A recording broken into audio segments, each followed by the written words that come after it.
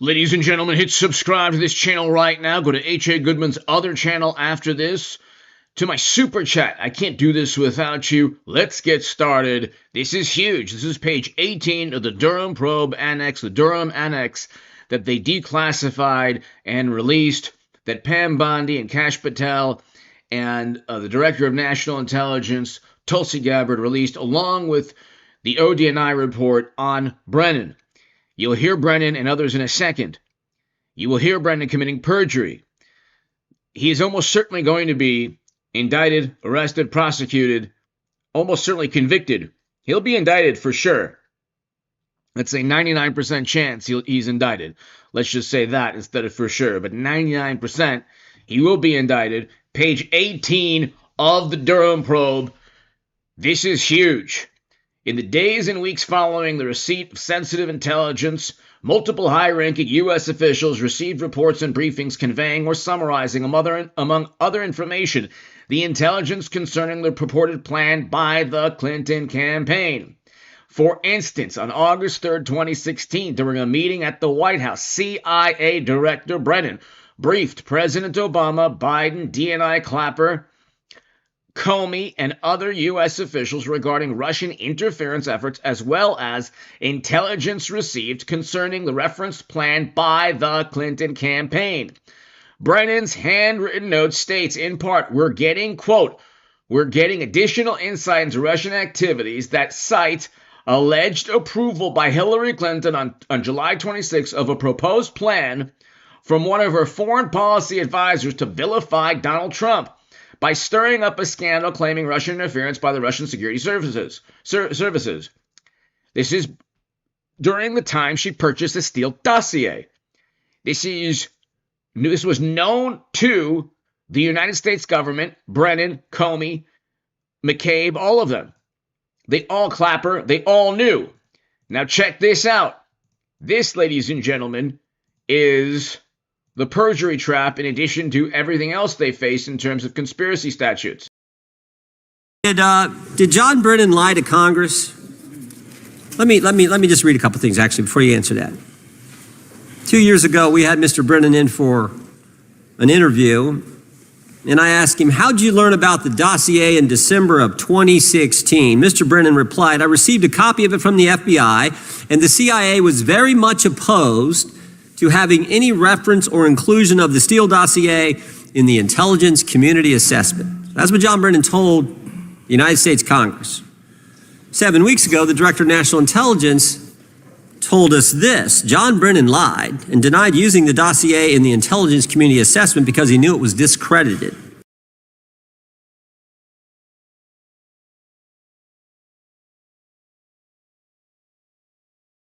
Right here from the ODNI report, John Brennan lied and denied using the dossier in the ICA because he knew it was discredited. Politically motivated manufactured document. He told CIA officials to use it anyway. They all lied. The same bureaucracy they used to level against Trump will be the same bureaucracy used to convict them. CIA officer told the House Intelligence Committee Brennan refused to remove it, and when confronted with the dossier's main flaws, he responded, yes, but doesn't it ring true? John Brennan lied to us? Mr. Chairman, I won't stylize the evidence. What I will say is that the intelligence community assessment, those that created it and any individual involved with it, is an ongoing investigation. There's an investigation into what took place in December and January of December 2016, January 2017, when this whole thing started, this grand conspiracy. That is being investigated, is that right? That has been publicly announced by the department. That's been announced by the department. Did Chris Wray hide documents from this committee? You would know better than me, sir. Well, I think you told us like 700 pieces of information you've given this committee since you've been the director relative to just one incident, the Catholic memorandum from the Richmond field office. I can give you the comparison, sir. Yeah. The Catholic memo, I believe we turned over 750 documents. In Mr. Ray's tenure, I believe they turned over 19 pages. 19 pages. You've given us 700. Why would Chris Wray hide information from this committee? You want to hazard a guess? I'm sorry? Hazard a guess why he would do that? I don't know, sir. I think maybe it was because FBI was spying on a priest. trying to get him to break the priest-penitent confidence that exists? You think maybe that was the reason? You'd have to ask him, sir. Yeah, we'd love to do that. Again, page 18 of the Durham Annex. John Durham deserves the Presidential Medal of Freedom. What he did was ensure that tons of evidence was excavated or archived for future prosecutions and discovered for future prosecutions. I'll read you this again, then we'll hear from Brennan himself and then Tulsi Gabbard. So you'll hear that Brennan knew, John O'Brennan knew that there was zero evidence, and this was a plot by Clinton, so much so that even the Russians knew. Because why on earth would the Russians be afraid of Democrats? Why? The notion is an absurd notion. Why? They're not afraid of NATO. They're not afraid of Democrats or Republicans. They're not afraid of anything, really. And they invade during Biden, during President Obama, during Bush. They didn't make a major invasion during Trump, and that's a fact. Why? If we're to believe the absurd propaganda from Democrats. But here, this is page 18. Again, in the days and weeks following the receipt of sensitive intelligence, multiple high-ranking U.S. officials received reports and briefings conveying or summarizing, among other information, the intelligence concerning the purported plan by the Clinton campaign. Page 18. It's every page of the Clinton Annex, but here, this is what John Ratcliffe was talking about, the Clinton Annex. The Durham Probe Annex. For instance, on August 3rd, 2016, during a meeting at the White House, CIA Director John O'Brennan, briefed President Obama, Biden, DNI Clapper, FBI Director Comey, and other U.S. officials regarding Russian interference efforts, as well as intelligence received concerning the referenced plan by the Clinton campaign.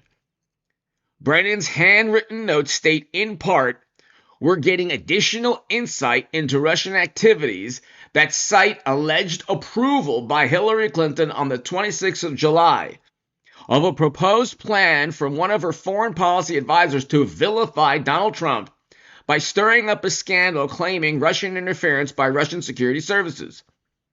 This was the most absurd, outlandish hoax, a new McCarthy-era Red Scare, hysteria, mania, zeitgeist created by Democrats and the Clinton campaign DNC. They're the ones who purchased a Steele dossier, completely full of lies, so much so that Michael Cohen was suing BuzzFeed.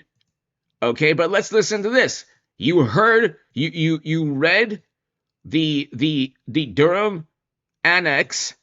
Okay, you just saw right here. This is the ODNI report. John Brennan lied and denied using the dossier.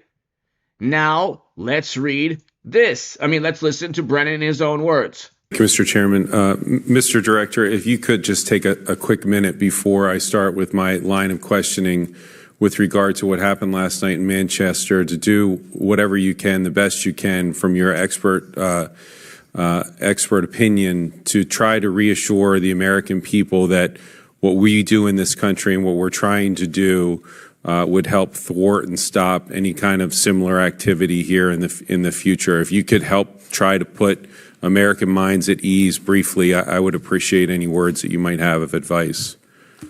Well, I would say that ISIS and Al-Qaeda and their terrorist affiliates continue to try to carry out these outrageous statements. I was convinced in the summer that the Russians were trying to interfere in the election. And they were very aggressive. It was a multifaceted effort. We know now in the summer, in August, that the opposite is true, that he learned that even the Russians were aware of a plan by Hillary Clinton to frame and set up Trump.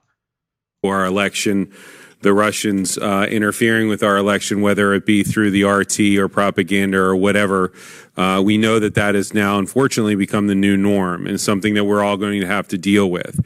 And our charge on this committee isn't so much necessarily to try to seek out and root out criminal behavior, especially now in light of the new special counsel Robert Mueller, who would be looking into those type of things.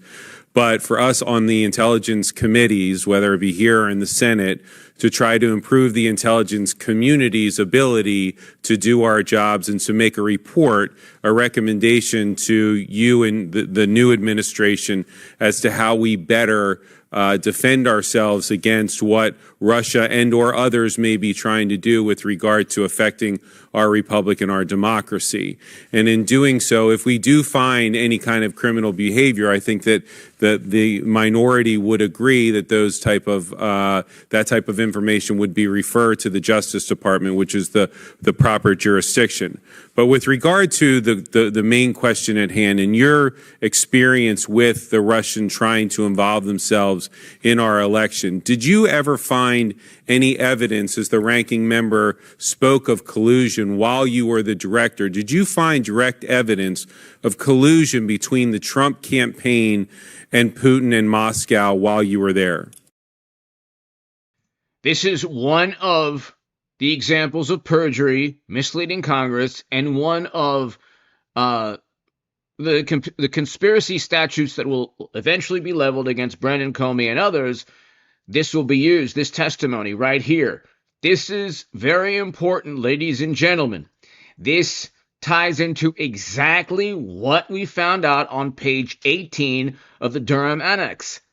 Brennan's handwritten notes state, we are getting additional insight, into Russian activities that cite alleged approval by Hillary Clinton of a proposed plan from one of her foreign policy advisors to vilify Donald Trump by stirring up a scandal claiming Russian interference by the Russian security services. They knew, even the Russians knew, that Hillary Clinton and the DNC completely fabricated everything. It's in the declassified Durham probe notes. Annex. It's also within the ODNI declassified documents. John Brennan lied and denied using the dossier. He knew there was no evidence. He knew there was no plot by the Russians to elect Trump, because they don't care who is president, number one. Number two, they are not afraid of Democrats. If anything, they're probably more afraid of Trump than Democrats for a number of reasons. But let's continue. Mr. Rooney, I never was an FBI agent. I never was a prosecutor, so I really don't do evidence. I do intelligence throughout the course of my career. As an intelligence professional, what we try to do is to make sure that we provide all relevant information to the Bureau if there is an investigation underway that they are looking into criminal activity. As I mentioned in my opening statement, I was convinced in the summer that the Russians were trying to interfere in the election. And they were very aggressive. It was a multifaceted effort. And I wanted to make sure that we were able to expose as much of that as possible. But was there intelligence that said that the Trump campaign was colluding with Moscow during their campaign? There was intelligence that the Russian intelligence services were actively involved in this effort. And having been involved in many counterintelligence cases in the past, I know what the Russians try to do. They try to suborn individuals. And they try to get individuals, including U.S. persons, to act on their behalf either wittingly or unwittingly. He's not saying anything here. The only thing he's doing is misleading Congress, and he's committing perjury. He knew that there was no effort by the Russians to set up to catapult Trump. The Clinton campaign emails from that they wrote, that WikiLeaks and The Guardian and the New York Times published, and Politico published. The emails that the Clinton campaign wrote stated that they wanted to elevate Trump and Ted Cruz and Dr. Ben Carson because they thought they were too extreme for the Republican Party. Not only did Clinton set up a plan, according to declassified Durham probe documents, to set up and vilify Trump, her own campaign wanted Trump. Until he defeated them. Then it was Russia. Let's continue the perjury. And I was worried by a number of the contacts that the Russians had with U.S. persons. And so therefore, by the time I left office on January 20th, I had unresolved questions in my mind as to whether or not the Russians had been successful in getting U.S. persons involved in the campaign or not to work on their behalf, again, either in a witting or unwitting fashion. And so, therefore, I felt as though the FBI investigation was certainly well-founded and needed to look into those issues. When you talk about, and I am running out of time, but hopefully I'll be able to circle back, can you describe their capabilities beyond just propaganda and actual infiltrating, whether or not there was, you had intelligence to infiltrate the campaign with capabilities beyond just propaganda and beyond just reaching out or trying to influence the news or the campaign? And how long have we known about these type of capabilities? There's a lot of intelligence that's been built up over the years about Russia's MO in terms of trying to gain influence in Western democracies. How they've been able to use individuals, they've been able to use politicians, political parties, they've been able to... Gee, I wonder if getting 20% of U.S. uranium capacity at the time is one example. Gee, I wonder what... Oh, Democrats, that's right. To use elements within the media to try to make sure that their objectives are realized. And so, again, knowing what the Russian MO is and has been, including in elections in Europe, I certainly was concerned that they were practicing the same types of activities here in the United States. And that's why, as I said, we set up a group in late July that included the FBI and NSA. I wanted to make sure that every information and bit of intelligence that we had was shared with the Bureau so that they could take it. It was well beyond my mandate as director of CIA to follow on any of those leads. Misleading Congress. The CIA has a budget of, what, probably $20 billion? It's over $10 billion. Okay, I don't think we know exactly what the budget is. You don't think they have the intelligence or the capabilities or the ability to decipher whether anyone in Trump's campaign was a part of any illegal activity, a money trail? It's interesting. They didn't know that Trump could have colluded. He could have colluded. Sure, they had to investigate forever.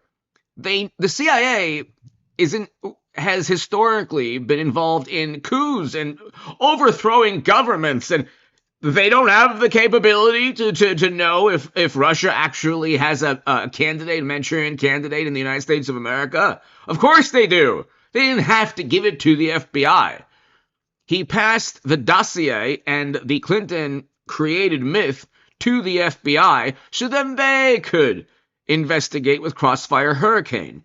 Of course the CIA has every means at its disposal to find out if indeed there was collusion. So this is, of course, absurd. All of these things are so absurd. You'd have to be a complete imbecile to just believe Brennan or Comey or any of these people. Of course the CIA would know. The whole thing was an act. So they had a dossier, literally a bunch of lies, that everybody knew was a bunch of lies. And they then funneled it to the FBI to start Crossfire Hurricane. That involved U.S. persons, but I made sure that anything that was involving U.S. persons, including anything involving the individuals involved in the Trump campaign, was shared with the Bureau. Thank you, Mr. Chairman. Time expired. Mr. Schiff, 5 minutes. Thank you, Mr. Chairman. Wanted to follow up on a comment that I made in the opening statement. This is also, let's listen to this. This is going to be hilarious, and we'll point out every single lie from both of them. And that is with respect to a number of the allegations that have been made recently that the president or his aides may have sought to enlist the help of members of the IC or Director Comey himself to drop the Flynn investigation. Have any members of the IC... Trump had every right to push to end the Flynn investigation. Michael Flynn literally did nothing wrong. I wrote about that in the Federalist. Okay? Michael Flynn did nothing wrong. He was set up and framed like Carter Page was, like George Papadopoulos.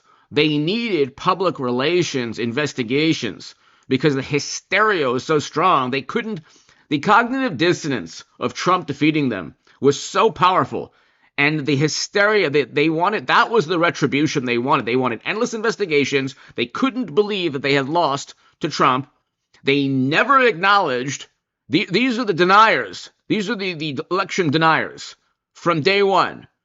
So Schiff is now kind of trying to publicize a setup where Michael Flynn was set up by agents who did not tell him that he was under criminal investigation at all.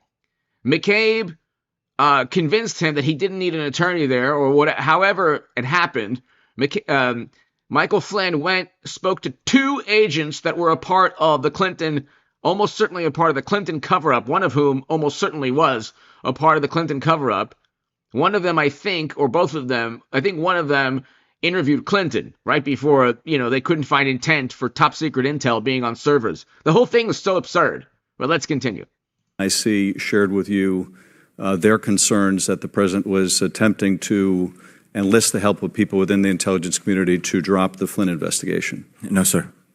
Are you aware of any efforts the president has made to enlist the support of intelligence community personnel to push back on a narrative involving the collusion issue that Mr. Rooney was asking about? I am unaware of it. I want to ask you about the allegations concerning the president's meetings in the White House, in the Oval Office with the Russians.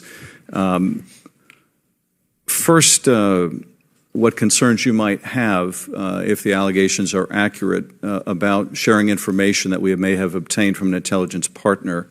What impact do you think that might have on not only that partner, but other intelligence partners' willingness to share intelligence with the United States? But more than that, if you could also shed your insights on one other thing, and that is the Russians' reaction to that meeting was at least twofold. One was Vladimir Putin's offer to validate what happened in the Oval Office, to provide his own transcript of that meeting, but also the Russian publication of photographs from that meeting. The Russians had to understand that the publication of those photos would be harmful to the president, or the president would have invited American press into that meeting. What do you think motivated the Russians to publish those photos? What do you think motivated Putin to make a claim he knew would never be accepted, to provide their own transcript of that meeting? Is this just further efforts to weaken the president, disrupt our political process? How do you explain those events? A lot of questions there, Mr. Schiff. The first point I'd like to make is that I shared classified information with the Russians while I was director of CIA. CIA, on a routine basis, shares classified information with Russians on terrorism matters. It doesn't mean that it becomes unclassified. It means that it retains the classification, but is releasable then to Russia or to other partners. So that in itself is not unprecedented. And I don't know what was shared or said in the Oval Office, but if the reports in the press are true that Mr. Trump decided to spontaneously share some intelligence with the Russians, I think he would have basically violated two protocols. The only person who inadvertently shared intel with the Russians is anyone who used servers that were hacked. Possibly Madam Secretary, whose top secret intel on servers, according to James Comey, was hacked. And according to the Durham probe, Annex was also, there's intelligence we had. Gee, could it be that actual servers that are outside the U.S. government would be hacked? Bolton's emails were hacked. Clapper's emails were hacked. Brennan's emails were hacked, according to NBC News and The Guardian. We did a segment on that the other day. The Guardian has an article in 2016, I think, 2015, 2016, that John Brennan's emails were hacked. And one of the emails said, do not duplicate. So, I mean, it's unbelievable. This is just all for show. And those two protocols are, one is that Such intelligence, classified intelligence, is not shared with visiting foreign ministers or local ambassadors. It's shared through intelligence channels because it needs to be handled the right way, and it needs to make sure that it is not exposed. He didn't do that, if the press charges are accurate. Secondly, before sharing any classified intelligence with foreign partners, it needs to go back to the originating agency to make sure that the language in it is not, even just providing the substance, going to reveal sources and methods and compromise the future collection capability. So it appears as though, at least from the press reports, that neither did it go in the proper channels, nor did the originating agency have the opportunity to clear language for it. So that is a problem. What I was very concerned about, though, is the subsequent releases of what appears to be classified information purporting to point to the originator of the information, liaison partners. These continue to be very, very damaging leaks, and I find them appalling, and they need to be tracked down. So that was where the damage came from, I think, that it was released in the press. Now, all these leaks came from President Obama's administration.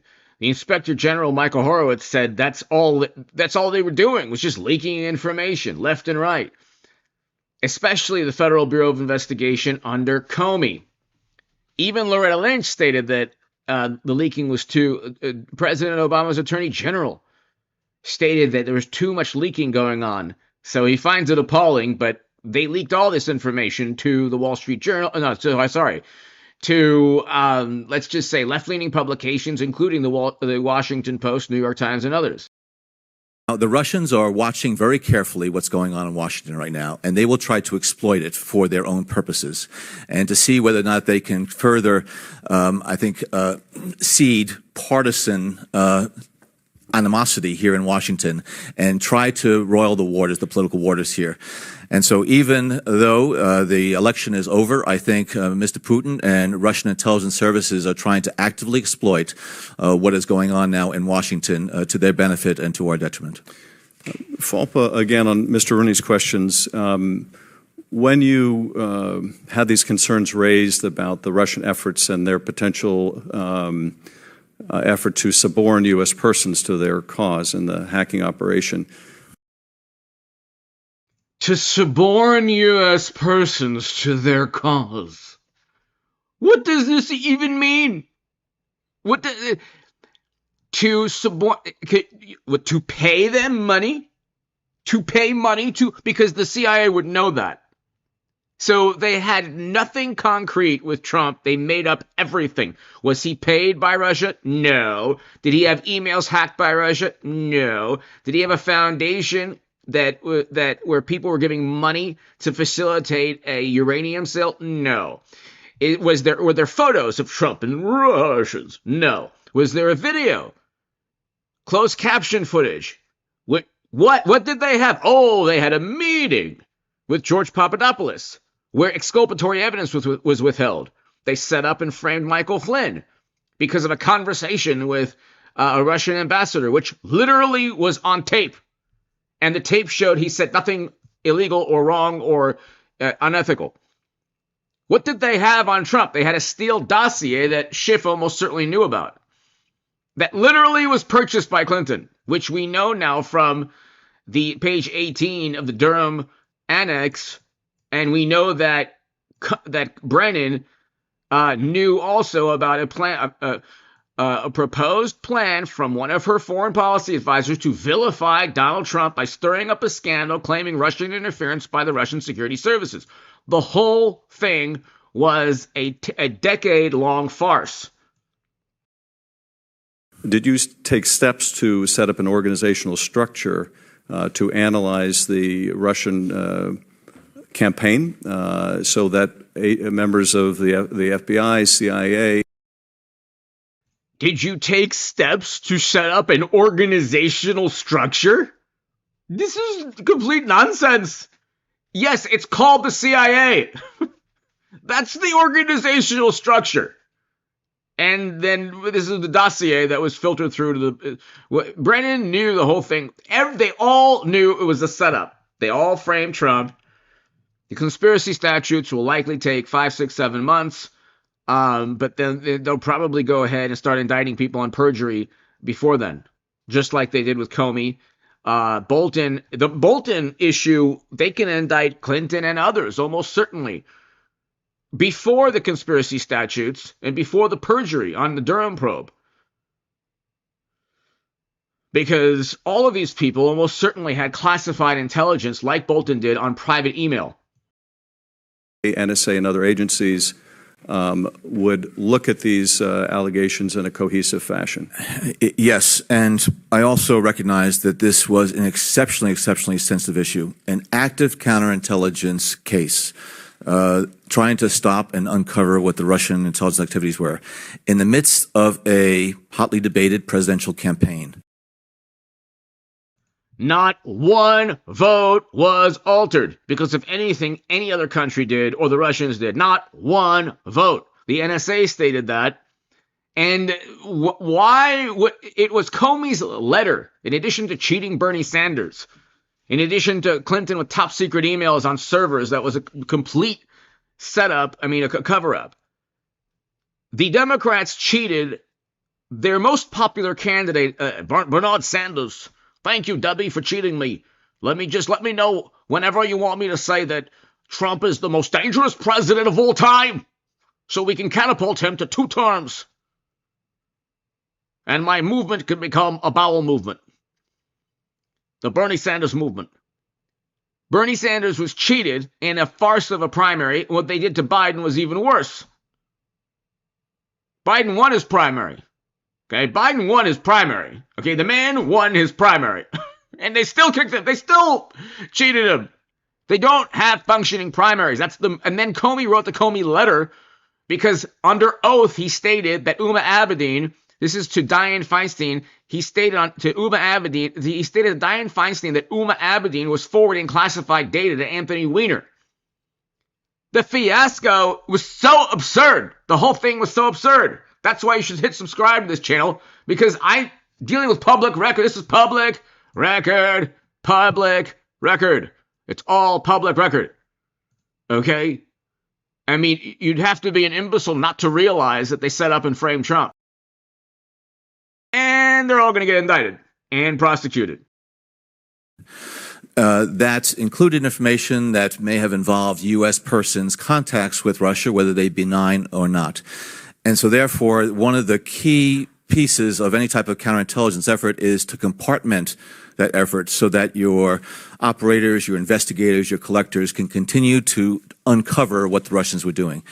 We set up a group within CIA. I spoke to Jim Comey. I spoke to Mike Rogers to make sure that they were able to send over their experts so that they could share information among them, even the most sensitive information that was not disseminated within the community. I wanted to make sure that, learning the lessons of 9/11, that there were not going to be any stovepipes and barriers to sharing information from the intelligence and law enforcement communities. Thank you, Mr. Chairman. I yield back. Too much time, Mr. Pryor. Mr. Gowdy, 5 minutes. Thank you, Mr. Chairman. Director, thank you for your service to our country. Who is sitting behind Trey Gowdy? That should give you an idea as to the upcoming indictments. Who is sitting behind Trey Gowdy in the live chat? Who is sitting behind Trey Gowdy? Let's go back to where we were a couple of minutes ago. You mentioned, or you testified, that you had a conversation in August of 2016 with your Russian counterpart. You testified that you briefed at least 8 members of Congress throughout the pendency of your investigation when you learned of Russian efforts. And we'll get to that in a minute, because my understanding from your unclassed report is Russia has historically attempted to interfere with our electoral process, and they did so without coordination, collusion, or conspiring with any of the candidates. So they have a history of doing it. We'll lay that aside for a minute. 2016 electoral process. When you learned of Russian efforts, did you have evidence of a connection between the Trump campaign and Russian state actors? As I said, Mr. Gowdy, I don't do evidence. And we were uncovering information and intelligence about interactions and contacts between U.S. persons and the Russians. And as we came upon that, we would share. Isn't that hilarious? As I said, I don't do evidence. Well, what do you do? What good is intelligence if it's not evidence? What good is intelligence? Is always a term that was used during World War II or during the Civil War, during the Peloponnesian Wars, or it's a term used. The meaning is information that could help you defeat the enemy in a battle, in a war, in an economic confrontation, a stalemate, or intelligence is supposed to correlate directly to evidence. Now, in the instance where intelligence doesn't correlate directly to evidence, it should be rooted at least in some reality, not created by Clinton. Which, by the way, according to Politico, she wanted to do the same thing to Obama in 2007. And you could look that up. And we've done a segment on that also. A Politico article from 07, 08, during the primary. With the Bureau. I appreciate that you don't do evidence, Director Brennan. Unfortunately, that's what I do. That's the word we use. You use the word assessment. You use the word tradecraft. I use the word evidence. And the good news for me is lots of my colleagues on the other side of the aisle use the word evidence too. One of my colleagues said there is more than circumstantial evidence of collusion between the Russians and the Trump campaign. Now, there are only two types of evidence. There's circumstantial and direct. So if it's more than circumstantial, by necessity, it has to be direct. Those aren't my words. Those are the words of one of my colleagues on the other side of this very committee. Another Democrat colleague on the other side of this committee also used the word evidence, that he has seen evidence of collusion between the Trump campaign and the Russians. And yet a third California Democrat said she had seen no evidence of collusion. So that's three different members of Congress from the same state using the same word, which is evidence. And that's the word that my fellow citizens understand, evidence. Assessment is your vernacular. Tradecraft is your vernacular. You and I both know what the word evidence means. And we're not getting into whether or not you corroborated, contradicted, examined, cross-examined. We're not getting into how you tested and probed the reliability of that evidence. It's a really simple question. Did evidence exist of collusion, coordination, conspiracy between the Trump campaign and Russian state actors at the time you learned of 2016 efforts? So anyone who thinks that Trump colluded with Russia or that there was a shred of evidence should watch this and share this everywhere. This is where John Brennan lies, misleads Congress. He admits there's no evidence. Even in 2016, 2017, there was zero evidence. And this is what he says. So to anyone who thinks that, the Russians are not afraid of Democrats, they never were. The whole notion is absurd. But this was a setup from the very beginning. Check this out. I encountered and am aware of information and intelligence that revealed contacts and interactions between Russian officials and U.S. persons involved in the Trump campaign. That the same could be said for the Clinton Foundation and Democrats and the Uranium One sale. It's a meaningless statement. The same could be said for President Obama's administration, Bush's administration. Every single incoming administration has ties and contacts to every other major country in the world. So what? It's a meaningless statement. But let's continue. It's just perjury, misleading Congress. I was concerned about because of known Russian efforts to suborn such individuals. And it raised questions in my mind, again, whether or not the Russians were able to gain the cooperation of those individuals. I don't know whether or not such collusion, that's your term, such collusion existed. I don't. Oh, collusion is your term. Meanwhile, he helped to start the entire collusion. He won't even, so for people who say that Trump colluded with Russia, even Brennan couldn't use the word collusion. He certainly couldn't use the word evidence. The whole thing was fabricated. But notice how he tries to then distance himself from the lie he created. along with Clinton and Comey. This is the thing. They're in 24/7 circumventing perjury trap mode. But it doesn't work because everything they're saying is deceptive and misleading Congress. Don't know. But I know that there was a sufficient basis of information and intelligence that required further investigation by the Bureau to determine whether or not U.S. persons were actively conspiring, colluding with Russian officials. So that's a lie. That's an overt lie. He didn't have to send it to the FBI. He already knew at the CIA that he actually had his own intel analysts tell him, yeah, there is no evidence.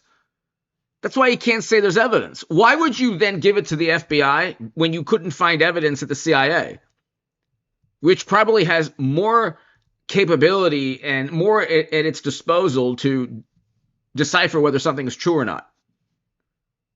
Okay. As they're oftentimes fabricating lies, they know very well what is true and what isn't. But let's continue. Do you know the basis of that information that you share with the Bureau? I mean, what was the nature of the evidence? I think, Mr. Gowdy, this committee has now been provided information that relates to that issue in terms of information that the agency shared with the Bureau. And that is something that is appropriately classified. All right, and you learned that when in this chronology did you learn of the contacts between these official members of the Trump campaign, or because there's kind of a tripartite hierarchy? There's Trump himself, there are official members of the campaign, and then there are folks who represented themselves as being connected with him. I'm not going to try to identify individuals nor try to parse it. I don't want you to parse it. I just want you to identify the individuals. I don't want you to parse it. I'm not going to identify the individuals because this is information that, again, is based on classified. If he identified the individuals, he would have said Hillary Clinton approved the plan right here. He knew the individuals. It's page 18 of the Durham probe. In the days and weeks following the receipt of the sensitive intelligence, multiple high-ranking U.S. officials received reports and briefings conveying or summarizing, among other information, the intelligence concerning the purported plan by the Clinton campaign. They're the ones who purchased the Steele dossier, which was literally the plan to set up Trump. So when people say, well, that's just what the Russians say, but Clinton purchased the dossier. Everyone agrees, from Russia to Brennan to the Clinton campaign itself, the DNC, they paid an FEC fine that they purchased the dossier. And now we have declassified documents stating it was a plan, a nefarious plan all along. For instance, on August 3rd, 2016, during a meeting at the White House, CIA Director John Brennan briefed President Obama, Vice President Biden, DNI Clapper, FBI Director Comey, and other officials regarding Russian interference efforts, as well as the intelligence received concerning the referenced plan by the Clinton campaign. Brennan's handwritten notes. You can't blame it on like the secretary or a staffer. It's his handwritten notes. Quote, "We're getting additional insight into Russian activities that cite alleged approval by Hillary Clinton on 26 July of a proposed plan from one of her foreign policy advisors to vilify Donald Trump by stirring up a scandal claiming Russian interference by the Russian security services." It's right there in his handwritten notes. The same Russians that were so interested in suborning Donald Trump are the same people that actually told Brennan, oh yeah, it's Clinton. She's trying to create this to vilify Trump. Then Clinton purchases the Steele dossier and distances herself from like 3 or 4, I was like a lawyer and then a company and then Steele himself. And then eventually the DNC and the Clinton campaign were forced to pay a Federal Election Commission fine. But they purchased the dossier. The Russians themselves knew that Clinton had the plan to blame them. Brennan knew. Everyone knew. The whole thing was a grandiose lie. That's why everything he said was a lie under oath. But let's continue. The sources and intelligence. Were they official members of the campaign? I'm going to defer to current agency officials to be able to further provide to you information related to that. But my understanding is that this committee has access to the documents that we would have provided to the Bureau. All right. Last question, because I'm out of time. We can use the word evidence. We both know what the other one's talking about. How did you test, probe, examine, cross-examine, otherwise test the reliability or believability, credibility of that evidence you uncovered?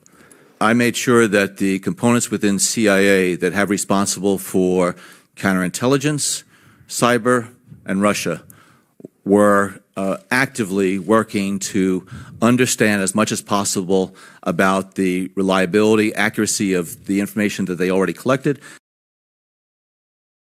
You could tell that he's lying there and actually working to lie and kind of, getting into a rhythm of lying. The opposite is true. They told him that there was nothing going on, and the opposite is true. The opposite is true. Okay? The reality is that the people who worked for him told him. Literally, they told him. John Brennan lied, overruled senior officials. Okay, so here.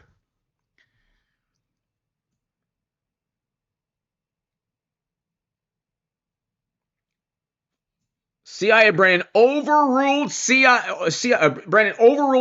CIA officials who challenged the ICA claims, stating we don't have direct information Putin wanted to get Trump elected. His own CIA analysts told him there was no evidence. They fabricated everything. And so, everything he says is a lie. So there you go. It's like, well, that's the Durham probe. The Durham probe, this is his testimony, but from the Durham probe and from the ODNI reports, so many people will get indicted the next year. It's just unbelievable. But let's continue. And information that was available that needed further corroboration. We'll come back to it next round. Too much time expired. Mr. Himes, 5 minutes.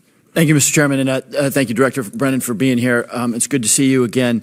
I want to use my 5 minutes to try to paint a more specific picture about the information therein in our closed session. I also want to mention something that we had talked with Admiral Rogers and Mr. Comey for in our last or 2 open sessions ago from the House Intelligence Committee. It's one that sort of got a lot of hoopla on TV with regard to our side of the aisle here trying to make a diversionary tactic when we talk about the importance of what leaks do with our intelligence community. And I just want to ask you if you agree with Admiral Rogers that when high-level intelligence community officials, I think some news reports had almost 20 people leaking classified information to the press, if you agree with Admiral Rogers that kind of leaking with our ability to have to reauthorize things like 702 so we can gather intelligence on bad guys for political purposes, if you agree that kind of activity actually hurts our national security. I think the unauthorized disclosure of classified information at all times hurts our national security, compromises our intelligence capabilities, and needs to be investigated, needs to stop. But then how could you set up and frame Trump without the media coverage derived from leaks? Come on now.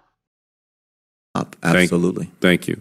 With regard to more specific questions, with regard to hacking, when did you learn of the Russian hacking in the last election cycle? Roughly. In the summer. And the FBI were never given the DNC computer servers. The DNC literally outsourced a company, and the company, of course, stated, oh yeah, they were hacked. But we found out that Bernie Sanders was cheated. So the Russians wanted you to know Bernie Sanders was cheated. This, of course, is supposed to circumvent responsibility and the condemnation that would naturally result from a primary that was a complete farce. They don't have functioning primaries, but nobody cares. Did you at that time notify both campaigns that you or did somebody at the agency or or are you aware that both campaigns were notified at that time that there was an effort by the Russians to hack and try to influence the political campaign of last year? I was aware that both campaigns were being contacted and notified about it, yes. You said, I believe, to Mr. Gowdy that you believe that there was information of contact between people in the Trump universe and Moscow. Whether or not that was collusion or not remains to be seen. You said you didn't know if it was actual collusion. I think that your words were, "I don't know." Can you tell us whether or not, from the information that you've looked at, it looks like the intelligence shows that Moscow was actually rooting for Donald Trump, or were they rooting against Hillary Clinton? Yet another direct question about the nature of the Trump-Russia hoax. He couldn't say there was evidence. He didn't want to use the word collusion. Now let's just... He won't even admit, oh yeah, the entire narrative is complete nonsense. He has to then say the following. And why? I think my assessment is it was both. I think that they, at different times in the campaign, they felt that the fortunes of one candidate or the other was going up or down. And I think that they It was both. So at one point, the Russians wanted Hillary Clinton. That's interesting. most of the time believed that Secretary Clinton was going to win the election. And so their efforts to denigrate her were not just to try to diminish her chances of winning, but also to hurt her and for her eventual presidency. But also, it's my assessment that they clearly had a more favorable view toward Mr. Trump, and actions they were taking were trying to increase his prospects, even though I think that they probably felt as though they were not all that great. Why? Why did they want her, or why did they want him and not her? I think that's a variety of reasons. One is that there was had been a traditional, I think, animus, certainly between Mr. Putin and Secretary Clinton. An animus she received from the Clinton Foundation received millions from donors who were associated with the Russian government. So that's according to the New York Times. As well as there has not been a good relationship between between Putin and the Clintons over the years. I felt that that's also nonsense. Bill Clinton met Vladimir Putin at his home, according to The Hill, right before the uranium deal went down. That's according to The Hill. Secretary Clinton, with some of her actions while she was Secretary of State, led to some of the domestic disturbances inside of Russia. And I think he was more concerned that she was going to be more rigid on certain issues, particularly on human rights and other issues. But what was Donald Trump going to do for them then? Or was it just that they didn't like Hillary? No, I think they felt that Mr. Trump, being a bit of an outsider, and that they have in the past had some good relations with businessmen who happened to elevate into positions of government. Businessmen or billionaires? Businessmen or billionaires who are presidents? See, this is complete nonsense. But anyway, let's continue. Government authority, and so felt as though, from a negotiating standpoint, that he might be more amenable to good relations. What if that's true? One of the questions that I have, and this might be more appropriate for closed session, but if that's true, was there in your review of the evidence, was there more damaging? They invaded under Biden also. Evidence of Secretary Clinton that was not revealed, and if it wasn't revealed, what does that say about the Russian ability to be actually rooting for her to win? Well, yeah, we can talk about it in close, but as I said, I think that they anticipated that Secretary Clinton was going to win the election. And so I believe that they tried to damage and bloody her before the election, but notice how every scandal that is directly the fault of Democrats is actually a plot by Russians to let you know how corrupt they are. So the Russians want you to know how corrupt Democrats are, thus forcing you to vote Trump. Diabolical. Also, I would have anticipated that had she been elected, that their efforts to denigrate her and hurt her would have continued during her presidency. So if they did collect more information about her that they did not release, I think they were probably husbanding it for another day. Chairman yields back. Ms. Spear, 5 minutes. They were husbanding it for another day. The whole thing was a setup. It was so absurd from the very beginning. This is the great Tulsi Gabbard, who is a hero, a patriot, along with President Trump. She also experienced the lies of Clinton. But let's continue.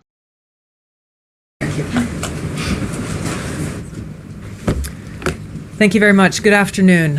At President Trump's direction and with the support and coordination with the House Intelligence Committee Chairman Rick Crawford, today we've released a declassified Oversight Majority Staff report that was produced in September of 2020. The stunning revelations that we are releasing today should be of concern to every American. This is not about Democrats or Republicans. This has to do with the integrity of our democratic republic and American voters having faith that the votes cast will count. There is irrefutable evidence that detail how President Obama and his national security team directed the creation of an intelligence community assessment that they knew was false. They knew it would promote this contrived narrative that Russia interfered in the 2016 election to help President Trump win, selling it to the American people as though it were true. Troops in our cities.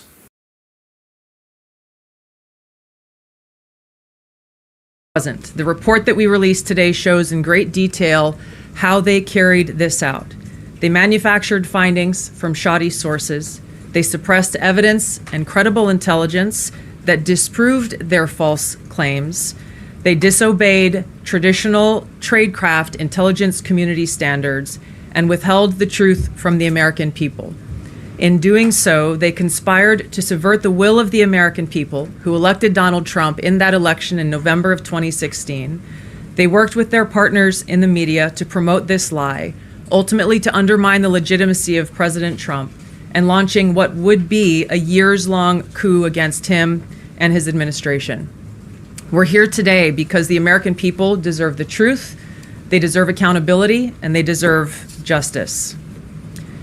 The records that we released on Friday that were ODNI records, Senator Chuck Grassley's release on Monday of what is known as the Clinton Annex, which was an appendix to the Department of Justice Office of Inspector General's 2018 report, as well as the House Intelligence Committee's majority oversight report that we're releasing today, all come back to and confirm the same report. There was a gross politicization and manipulation of intelligence by the Obama administration intended to delegitimize President Trump even before he was inaugurated, ultimately usurping the will of the American people. I'm going to go over the key findings from the House Intelligence report, which investigated the claims that were made by an intelligence community assessment ordered by President Obama and published in January of 2017. First, Putin's principal interests relating to the 2016 election were to undermine faith in the U.S. democratic process, not show any preference of a certain candidate. In fact, this report shows Putin held back from leaking compromising material on Hillary Clinton prior to the election, instead planning to release it after the election to weaken what Moscow viewed as an inevitable Clinton presidency. In the January 2017 intelligence community assessment that President Obama ordered, John Brennan, who was CIA director at the time, and the intelligence community intentionally suppressed intelligence that showed Putin was saving the most damaging material that he had in his possession about Hillary Clinton until after her potential and likely victory. The report goes into great detail about the information that Russia and Putin had on Hillary Clinton, which included possible criminal acts like secret meetings with multiple named U.S. religious organizations in which State Department officials offered, in exchange for supporting Secretary Clinton's campaign for the presidency, significant increases in financing from the State Department. They also had documents that showed the patronage of the State Department to State Department employees who would go and support Hillary Clinton's presidential campaign. There were high-level DNC emails that detailed evidence of Hillary's, quote, psycho-emotional problems, uncontrolled fits of anger, aggression, and cheerfulness, and that then Secretary Clinton was allegedly on a daily regimen of heavy tranquilizers. Then CIA Director Brennan and the intelligence community mischaracterized intelligence and relied on dubious substandard sources to create a contrived false narrative that Putin developed a quote-unquote clear preference for Trump. Brennan and the IC misled lawmakers by referencing the debunked Steele dossier. So Brennan misled lawmakers, perjury, but this is all part of conspiracy statutes. Trump is going to, the next year, it will be endless indictments, ladies and gentlemen, Clinton included. For conspiracy statutes, the Durham probe, possible perjury during the Durham probe. To assess, quote unquote, Russia's plans and intentions, falsely suggesting that this dossier had intelligence value when he knew that it was discredited.